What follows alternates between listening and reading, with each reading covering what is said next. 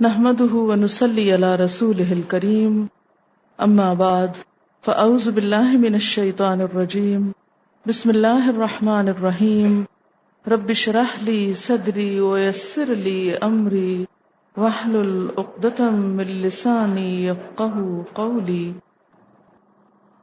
وامرأته قائمة، اور آپ کی بیوی بھی کھڑی تھی حضرت ابراہیم کی، فضحکت تو ہنس پڑی کہ شکر ہے خوف ٹلا، جب ہنسی فبشرناها باسحاق تو ہم نے اس کو اسحاق کی خوشخبری دی، اور ایک عورت کے لیے اولاد کی خوشخبری بہت بڑی خوشخبری تھی، فرشتوں نے خبر سنائی۔ ومن ورائے اسحاق یعقوب، اور مزید اولاد کی بھی خوشخبری کہ اسحاق کے بعد ایک اور بہت اچھا بچہ یعقوب بھی پیدا ہوگا، یعنی نہ صرف یہ کہ تمہارا بچہ ہوگا بلکہ اس کا بھی بچہ ہوگا۔ اصل میں تو بنی اسرائیل کی بشارت ہے نا حضرت یعقوب سے۔ قالت، کہنے لگی، یا ویلتا، ہائے افسوس مجھ پر۔ یہ لفظی ترجمہ نا ہائے افسوس مجھ پر، لیکن یہ کوئی اتنا صحیح ترجمہ نہیں ہے۔ لفظی طور پر تو ٹھیک ہے لیکن محاورے میں ٹھیک نہیں۔ یہ بالکل ایسے جیسے ہم کہتے ہیں نا ہاں ہائے، ہاں، یہ وہی چیز ہے۔ یا ویلتا، ہائے مر گئی، اَلِدُ، میں بچہ جنم دوں گی، میں پیدا کروں گی، میرے ہاں اولاد ہوگی، وَأَنَا عَجُوزٌ، میں تو بوڑھی ہوں۔ عجوز بڑھیا کو کہتے ہیں عاجز سے، میں تو بچہ پیدا کرنے سے عاجز ہوں، میرے ہاں کیسے بچہ ہو سکتا ہے؟ وَهَذَا بَعْلِي شَيْخًا، اور یہ میرا شوہر بھی بہت بوڑھا۔ فوری ریئیکشن ہے نا ایک عورت کا، تو وہ یہاں اسی طرح کوٹ کر دیا گیا ایز اٹ از۔ ان ھذا لشیء عجیب، یہ چیز تو بہت عجیب ہے۔ یعنی عورتوں کا مزاج ایسے ہی ہوتا ہے نا، فوری تبصرہ کر دینا، فوری رائے دے دینا، فوری نتیجے تک پہنچ کے اس کے بھی بعد کا سوچ لینا۔ ان ھذا لشیء عجیب، یہ بات تو بہت عجیب ہے، یہ بھلا کیسے ہو سکتا؟ قالوا، انہوں نے کہا، اتعجبین من امر اللہ، اے عورت تم اللہ کے حکم، اللہ کے کام، اللہ کے فیصلے پر تعجب کرتی ہو؟ اسے حیرانی کی کیا بات ہے، تو اللہ کا فیصلہ ہے۔ اتعجبین، کیا تو تعجب کرتی ہے، من امر اللہ، اللہ کے فیصلے پر؟ رحمت اللہ وبرکاتہ، اللہ کی رحمتیں اور برکتیں، علیکم تم پر، اہل البیت، اے اہل بیت، اے گھر والو۔ یہاں کس کو اہل بیت کہا جا رہا ہے؟ حضرت ابراہیم علیہ السلام کی بیوی کو۔ انہ حمید مجید، بے شک وہ تعریف والا ہے، بزرگی والا ہے۔ فلما ذہب، پھر جب چلا گیا، ان ابراہیم، ابراہیم علیہ السلام سے، الروع، کیا معنی ہے؟ خوف۔ کون سا؟ تعجب والا۔ حیران وہ بھی ہو رہے تھے لیکن کنٹرول کیے ہوئے تھے، اور یہ ظاہر کیے ہوئے تھی۔ جب ابراہیم علیہ السلام سے وہ خوف دور ہوا، گھبراہٹ دور ہوئی اس سارے قصے کی، وجاءتہ البشریٰ، اور اس کے پاس خوشخبری آ گئی اور وہ مطمئن ہو گئے، تو اب لگے جھگڑنے ہم سے۔ یجادلنا فی قوم لوط، قوم لوط کے بارے میں سفارش کرنے لگے کہ اس کو اور مہلت دے دیں، ابھی نہ عذاب آئے۔ ایسا کیوں ہوا؟ اس لیے کہ ان ابراہیم، کیونکہ ابراہیم علیہ السلام لحلیم، بڑے بردبار تھے، اواہ، بہت آہیں بھرنے والے، یعنی غم سارا اندر رکھ کے آہیں بھرتے رہتے تھے، لیکن دوسروں کے لیے بد دعا نہیں کرتے تھے، برا نہیں چاہتے تھے۔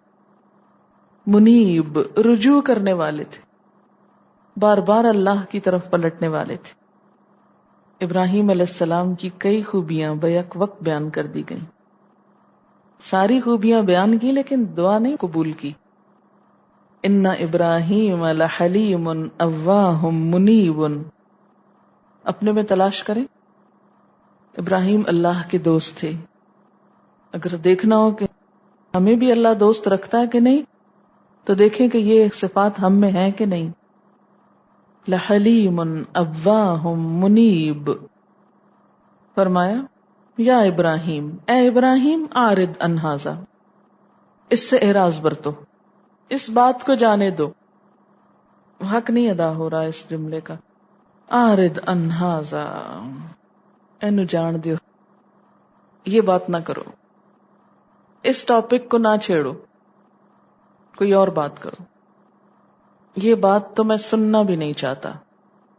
آرد عن ھذا، اس سے باز آ جاؤ، یہ دعا نہ کرو. کیوں؟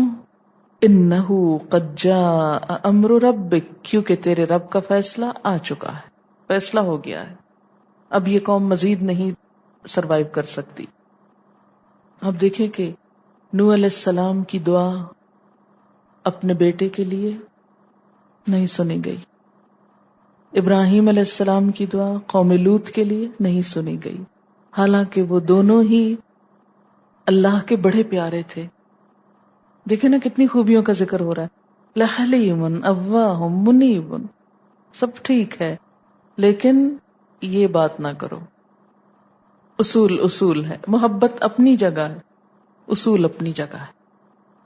اب دیکھیں کہ کسی کی دعا دوسرے کے حق میں کب قبول ہوتی ہے، یہاں اس کا جواب ہے. ہم کو یہ اللہ تعالی نے ایڈوانٹیج دیا ہے کہ ہم کسی کے لیے دعا کریں یا کسی کو اپنے لیے دعا کرنے کو کہیں، یہ چیز سنت سے ثابت ہے. خود بھی کسی کے لیے دعا کرنی چاہیے اور دوسروں کو بھی کہنا چاہیے کہ وہ ہمارے لیے دعا کریں. لیکن یاد رکھیں، کسی کی دعا آپ کے حق میں اسی وقت قبول ہوگی جب آپ بھی اپنے لیے خود دعا کرتے ہوں گے. یہ نہیں کہ آپ فارغ بیٹھ جائیں بے نیاز ہو کر، جو جی میں آئے کریں، اور دوسروں کو بٹھا دیں کہ وہ آپ کے لیے آ کے دعا کر جائیں. ہمارے یہاں عموماً یہی ہوتا ہے، جب کوئی فوت ہو جاتا ہے رشتہ دار تو کیا کرتے ہیں، مسجد سے بچوں کو مولوی صاحب کو بلا لیتے ہیں، ان کو باہر لان میں بٹھا دیتے ہیں، اندر نہیں آنے دیتے، اندر کے دروازے بند رکھتے ہیں، ان کو باہر بٹھا دیتے ہیں، ان کے ہاتھ میں سپارے پکڑا دیتے ہیں، ان کو کھانا کھلا دیتے ہیں، اور کیا کہتے ہیں، دعا کر جاؤ، اور خود کھانا لگواتے رہتے ہیں، تیار کراتے رہتے ہیں. یہ ہوتا ہے ہمارا اپنے عزیز دوست رشتہ دار دنیا سے جانے والے کے ساتھ سلوک. خود کھانوں کا انتظام کریں گے، کھانے کا اور کھلانے کا، اور شغل میں مصروف ہیں، اور کرائے کے لوگ بلائے ہوئے ہیں کہ ان سے دعا کرا لیں، خود بھی بیٹھے. اگر آپ کہتے ہیں کہ ٹھیک ہے ان کو بلا لیا کہ قرآن پڑھا جائے گھر میں برکت ہو، کوئی بات نہیں، پڑھ لیں، سب بلند آواز میں پڑھیں. گھر میں کسی کو بلا کر اسے کہنا کہ قرآن پڑھو تو کوئی گناہ کی بات نہیں ہے، وہ بھی پڑھیں اور آپ بھی پڑھیں. لیکن اگر آپ خود شامل نہیں ہیں اور نہ آپ پڑھنا چاہتے ہیں اور نہ آپ کو کوئی احساس ہے، اور صرف یہی کافی سمجھے کہ کوئی آ کے کر کے چلا جائے، یا قبر پر بٹھا دیں کسی کو تنخواہ دے کر، کئی لوگ یہ بھی کرتے ہیں کہ قبر پہ تنخواہ دے کے بٹھا دیتے ہیں، وہ وہاں بیٹھ کے پڑھے اور خود دنیا میں مشغول، خود نماز کی بھی فرصت نہیں. یہ دین کا طریقہ نہیں ہے.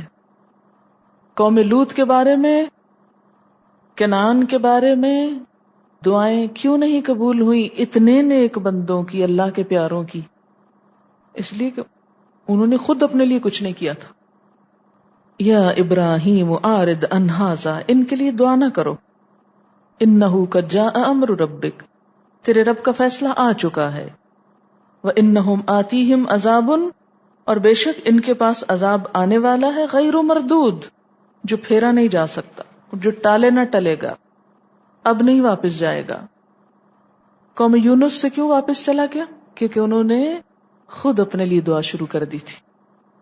حالانکہ وہ گناہگار لوگ تھے، لیکن جب پلٹے اللہ نے معاف کر دیا. یہ نہیں پلٹے، ان کے لیے اللہ کے پیاروں نے بھی دعائیں کی تو نہیں سنی گئی. وَلَمَّا جَاءَتْ رُسُلُنَا لُوطًا، اور جب ہمارے بھیجے ہوئے لوط علیہ السلام کے پاس آئے، سِیءَ بِهِمْ، تو وہ ان پر غمگین ہوا. لوط علیہ السلام بڑے پریشان ہوئے کہ فرشتے آ گئے ہیں، برا محسوس کیا دل میں. وَضَاقَ بِهِمْ ذَرْعًا، اور دل تنگ ہوئے. داقہ ضیق سے تنگ ہونا. زرعن کہتے ہیں طول کو، زراع کہتے ہیں نا گز ناپنے کا پیمانہ، لمبائی کا ناپ. طاقت کے لیے بھی استعمال ہوتا ہے، گنجائش کے لیے بھی، ہاتھ کی کشادگی. زراع اتنا ہوتا ہے جیسے آپ کا گز ہوتا ہے نا، ہاتھ کی وسعت. تو مراد اس سے کیا تھا؟ اپنی وسعت سے بڑھ کر دل گھٹ رہا تھا ان کا، یعنی دل تنگ ہو رہا تھا. وقالا اور بولے ھذا یوم عصیب، یہ بڑا سخت دن آ گیا، اب تو شامت آ گئی. عصیب کا لفظ عین صاد بے سے ہے، عصبن سخت کسنا اور باندھنا. اعصاب جو ہمارے جسم میں ہیں وہ بھی کیا کیے ہوئے، باندھے ہوئے ہیں، مختلف ہڈیوں کو باہم جوڑے ہوئے ہیں. ھذا یوم عصیب، یہ تو باندھنے کا دن آ گئی، تو عذاب کا دن آ گیا. وجاءہ قومہ، اور اس کی قوم اس کے پاس آئی. یہرعون الیہ، دوڑتی ہوئی اس کی طرف. یعنی قوم لوط کو جب پتا چلا لوط علیہ السلام کے گھر مہمان آئے ہیں اور وہ لڑکے ہیں نوجوان، تو بھاگتے ہوئے آئے کہ ان سے بھی برائی کر لیں. حد درجے کی بگڑی ہوئی قوم تھی. ومن قبل، اور اس سے پہلے بھی، کانوا یعملون السیئات، یہ بڑے برے کام کرتے تھے. قال یا قوم، لوط علیہ السلام بولے اے میری قوم، ہؤلاء بناتی، یہ میری بچیاں، یہ میری بیٹیاں ہیں. پیغمبر کے لیے قوم کی بیٹیاں اپنی بیٹیاں ہوتی ہیں. کسی بھی بزرگ بڑے کے لیے، مثلا کسی ملک کا اگر کوئی پریزیڈنٹ کہتا ہے خواتین کے لیے یا لڑکیوں کے لیے اے میری بیٹیوں، تو اس سے مراد کیا ہے کہ کسی بھی سربراہ کے لیے قوم کی بیٹیاں اس کی بیٹیاں شمار ہوتی ہیں. تو وہ کیا کہہ رہے ہیں کہ دیکھو یہ میری بیٹیاں ہیں، تم فطری طریقے سے ان سے نکاح کر لو اور اپنی خواہش پوری کرو. ہن اطہر لکم، یہ زیادہ پاکیزہ ہیں تمہارے لیے. فاتقوا اللہ، اللہ سے ڈرو. ولا تخزونی، مجھے رسوا نہ کرو.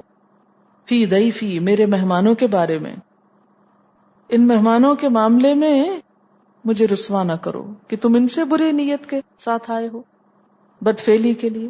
الیس منکم رجل الرشید، تم میں کوئی سمجھدار انسان نہیں. یہ کہہ کے ایک طرح سے قوم کی غیرت کو پکارا، تم میں کوئی بھی سمجھدار نہیں، کسی کو ہوش نہیں.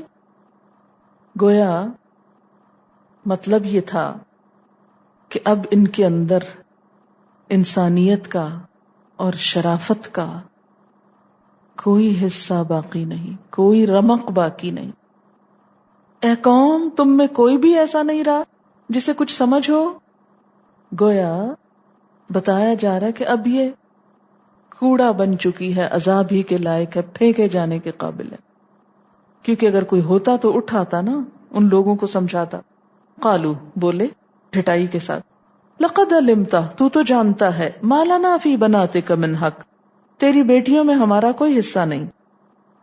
اس سے آپ اندازہ کریں کہ یہ قوم کس درجہ برائی میں مبتلا تھی کہ انہوں نے صاف انکار کر دیا کہ ہم فطرت کے راستے پر نہیں آئیں گے. وَإِنَّكَ لَتَعْلَمُ مَا نُرِيدُ، اور تو جانتا ہے، یقیناً تجھ کو پتا ہے جو کچھ ہم چاہتے ہیں، جو ہم چاہتے ہیں وہ تو جانتا ہے.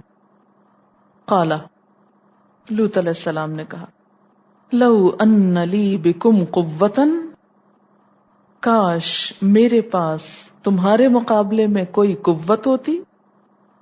او آوی الی رکن شدید، یا کوئی مضبوط قلعہ ہوتا، سہارا ہوتا، تو میں وہاں پناہ لیتا. کاش میرے پاس کوئی قوت ہوتی کہ میں تم سے نبٹ سکتا، یا کوئی ایسا مضبوط شیلٹر مل جائے کہ میں ہی چلا جاؤں وہاں پر پناہ لے لوں. قالوا یا لوط، انہوں نے کہا اے لوط، انا رسول ربک، ہم تیرے رب کے فرشتے ہیں. لن یصلوا الیک، یہ تیرے تک نہیں پہنچ سکتے، یہ تجھے نہیں کچھ کہہ سکتے. اور بعض روایات میں آتا ہے کہ جب وہ دوڑے چلے آ رہے تھے اور لوط علیہ السلام شرمندہ اور پریشان تھے کہ یہ لوگ مانتے نہیں اور فرشتوں کے ساتھ چھیڑ چھاڑ شروع ہو گئے ہیں، بنے گا کیا؟ تو انہوں نے کہا کہ آپ فکر نہیں کریں، یہ اب کچھ نہیں کر سکتے. ایک روایت میں آتا ہے کہ ایک فرشتے نے اپنا بازو گھمایا، وہ سب اندھے ہو گئے، اور جو آگے تھے وہ پیچھے پلٹے دوڑتے ہوئے کہ یہ تو عذاب ہے، ان پہ ہمارا بس نہیں چلتا. بہرحال اب کیا ہوا؟ اللہ کا حکم آیا، فَأَسْرِ بِأَهْلِكَ بِقِطْعٍ مِّنَ اللَّيْلِ، لے چلو اپنے گھر والوں کو رات کے ایک حصے میں، یعنی پچھلے حصے میں. قطع کہتے ہیں نا ٹکڑے کو. اسر رات کے وقت چلنا. وَلَا يَلْتَفِتْ مِنْكُمْ أَحَدٌ، تم میں سے کوئی پیچھے کو مڑ کے نہ دیکھے. التفات اسی سے یلتفت، کوئی پیچھے پلٹ کے نہ دیکھے. اس بری قوم کی طرف اب پلٹ کے بھی نہیں دیکھنا.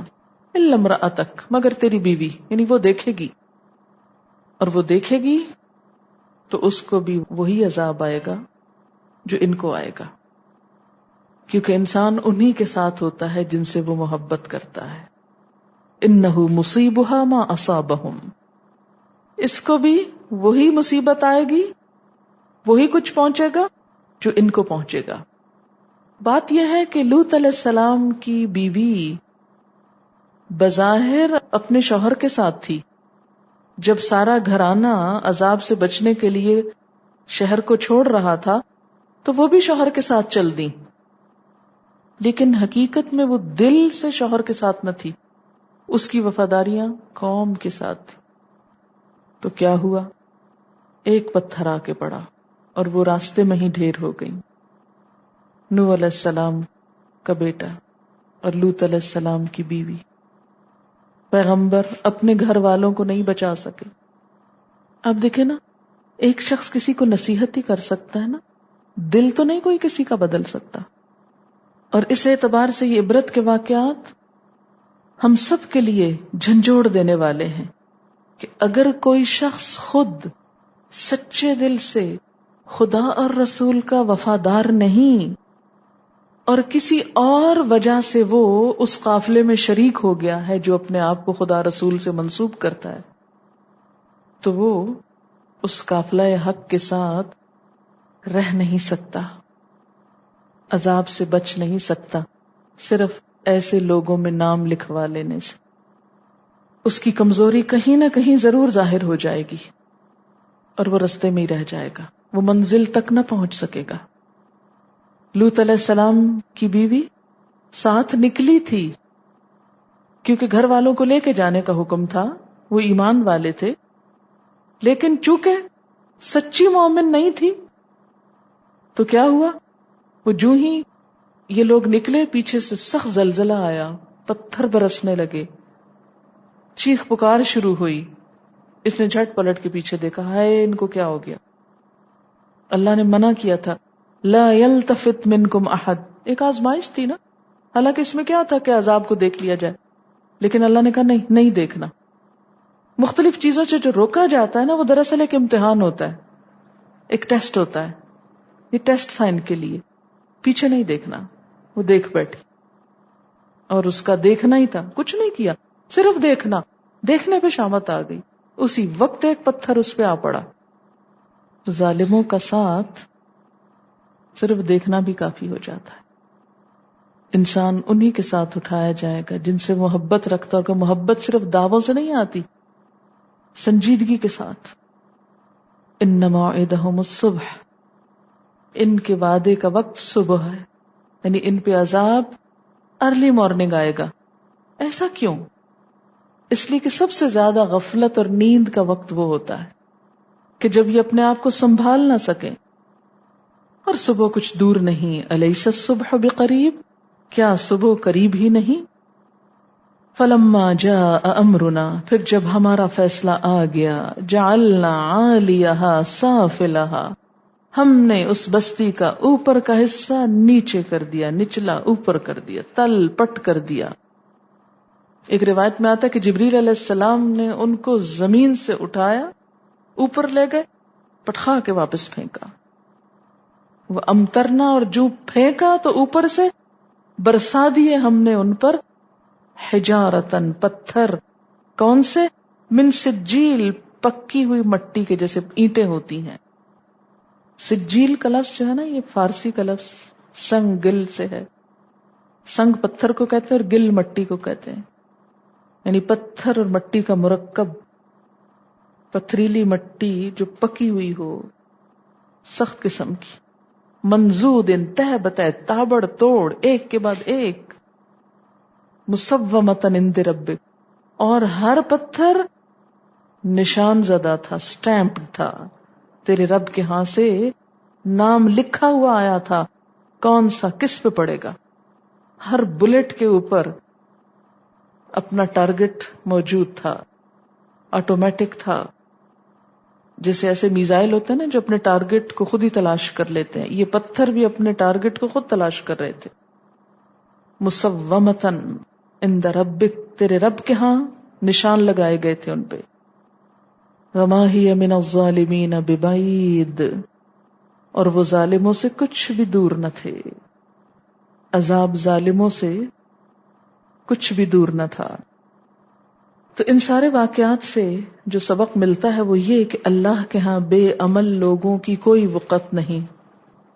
جب تک انسان اپنے لیے خود کچھ نہ کرے، کسی کا ساتھ ہونا کام نہ آئے گا. ہم سب کو اپنے اپنے عمل کی فکر ہونی چاہیے. صرف باتوں سے کچھ نہ بنے گا جب تک کچھ کر کے نہ دکھائیں. وَإِلَى مَدْيَنَ أَخَاهُمْ شُعَيْبًا، اور مدین کی طرف ان کے بھائی شعیب علیہ السلام کو بھیجا. مدین حجاز اور شام کے درمیان ایک قوم یا ایک علاقے کا نام تھا. قوم مدین کی طرف ان کے بھائی یعنی ان کی قوم کے فرد کو، جن کا نام شعیب علیہ السلام تھا، انہیں بھیجا پیغمبر بنا کر. انہوں نے بھی وہی آ کر کہا جو پہلے پیغمبروں نے کہا تھا. اس سے کیا پتا چلتا ہے کہ دین کی اصل اور بنیاد ہر دور میں ایک ہی رہی ہے، اس میں کچھ بھی فرق نہیں آیا. تمام انسانوں سے ایک ہی چیز مطلوب تھی، اور وہ کیا؟ قال یا قوم اعبدوا اللہ ما لکم من الہ غیرہ، کہ انسان اللہ کو اپنا معبود جان لے، اس کے آگے جھک جائے اور اس کے علاوہ کسی دوسرے کی طرف توجہ نہ کرے، کسی دوسرے کو وہ اہمیت نہ دے جو اہمیت اللہ رب العزت کی ہے. والذین آمنوا اشد حبا للہ، عبادت صرف نماز روزہ نہیں، اس کی اسپرٹ بھی ہے. اس کے ساتھ ان کی قوم کے لیے جو خاص پیغام تھا وہ کیا تھا؟ وَلَا تَنْقُصُوا الْمِكْيَالَ وَالْمِيزَانَ، ناپ تول میں کمی نہ کرو. آپ دیکھتے ہیں کہ ہر قوم کو اللہ کی طرف بلانے کے ساتھ ساتھ ان کے اندر موجود کسی خاص خامی سے باز آنے کا بھی کہا گیا، ان کی غلطیوں پر تنقید بھی کی گئی اور ان سے بچنے کے لیے تنبیہ کی گئی. قوم لوط کے اندر جو برائی تھی انہیں خاص طور پر اس سے روکا گیا. اسی طرح دیگر اقوام بھی جن خاص امراض کا شکار رہیں، ان کے پیغمبروں نے اس چیز کی خصوصی طور پر اصلاح کی. مدین کے لوگ ناپ تول میں کمی کے عیب کا شکار تھے. یہ ایک مالدار قوم تھی، مسلمان قوم تھی، اللہ کو ماننے والی تھی، لیکن ان کے نزدیک دین اور دنیا الگ الگ تھی. ان کے نزدیک دین صرف اللہ کو مان لینے کا نام تھا، جس کا ان کی دنیا میں کوئی عمل دخل نہ تھا. وہ سمجھتے تھے کہ تجارت کے معاملے میں ہم بالکل خود مختار ہیں، جو چاہیں کریں، کم تولیں کم ناپیں، ہم کو کوئی نہ پوچھے. وہ ہمارا دین، یہ ہماری دنیا. تو شعیب علیہ السلام نے خاص طور پر اس چیز کی طرف انہیں متوجہ کیا کہ وَلَا تَنْقُصُوا الْمِكْيَالَ وَالْمِيزَانَ، ناپ تول میں کمی نہ کرو، دوسروں کے لیے وہی پسند کرو جو اپنے لیے کرتے ہو۔ انی اراکم بخیر، میں تم کو اچھے حال میں دیکھتا ہوں، یعنی بظاہر ناپ تول میں کمی کی وجہ سے تمہیں وقتی طور پر کچھ منافع مل جاتا ہے اور تمہیں بظاہر کچھ خوشحالی نظر آتی ہے۔ آپ دیکھیں کہ ایک وقت میں اگر ایک انسان کم تول کر پیسے زیادہ لے رہا ہے تو اپیرنٹلی ظاہری طور پر کیا ہوا، اس کے جیب میں پیسے تو زیادہ آ گئے، وقتی طور پر تو اس کا مال بڑھ گیا۔ کہا کہ بظاہر تو تمہیں میں دیکھ رہا ہوں کہ تم خوشحال ہو، مالدار ہو، لیکن یہ خوشحالی دیر پا نہیں۔ وَإِنِّي أَخَافُ عَلَيْكُمْ، کیونکہ میں تمہارے بارے میں ڈرتا ہوں، عذاب یوم محیط، ایک عذاب سے جو گھیرنے والے دن میں آئے گا۔ اب یہاں پر آپ دیکھیے کہ یوم محیط کیا ہے؟ صفت موصوف ہے، صفت ہے محیط کس کی؟ یوم کی، یعنی ایک دن ہے جو گھیرے میں لے لے گا لوگوں کو، گھیرنے والا دن، بڑا سخت دن۔ محیط احاطہ کرنے والا، اس کو کیوں کہا گیا قیامت کے دن کو؟ کیونکہ وہ کسی کو بھی بچ کے جانے نہ دے گا، نکلنے نہ دے گا، پوری طرح اپنے گھیرے میں لے لے گا۔ وآخر دعوانا ان الحمد للہ رب العالمین۔ سبحانک اللہم وبحمدک نشہد ان لا الہ الا انت نستغفرک ونتوب الیک۔ السلام علیکم ورحمۃ اللہ وبرکاتہ۔